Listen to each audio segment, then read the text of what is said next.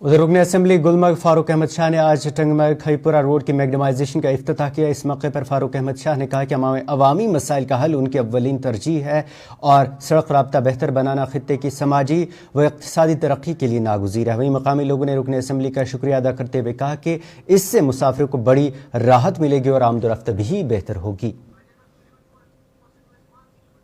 मुझे काफ़ी खुशी है कि आज इस रोड की जो है ब्लैक टॉपिंग की शुरुआत होगी।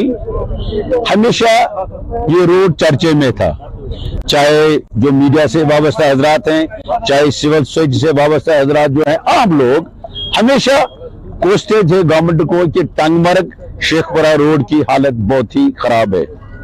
खासकर हमारे जो यहाँ बड़ा जो गांव है खईपुरा के लोग काफी परेशान थे और मेरी हमेशा कोशिश रही फ्रॉम द डे फर्स्ट जब मैंने जो ये कलमदान हाथ में लिया as MLA of this constituency कि ये रोड मेरी प्रायोरिटी थी। मुझे लोगों के मसाइल हल होने चाहिए, लोगों की मुश्किलात हल होनी चाहिए। लोग द बेस्ट जज हैं, लोगों ने अपना मैंडेट दिया है।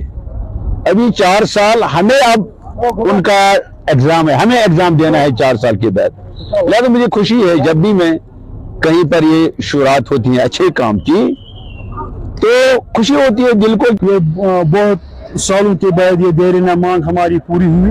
हम इसके लिए शुक्रगुजार है एमएलए गुलमर्ग फारूक अहमद शाह साहब के और गवर्नमेंट के, जिन्होंने यहाँ पर इस वक्त मैग्नेमाइजेशन स्टार्ट हुई है जानस बेकरी से टंगमर्ग तक और टंगमर्ग से लेकर डायरेक्ट ये पूरा खईपुरा तक जाएगा, मगर स्टेप बाय स्टेप ये जाएगा। ये हमारी बहुत देरीना मांग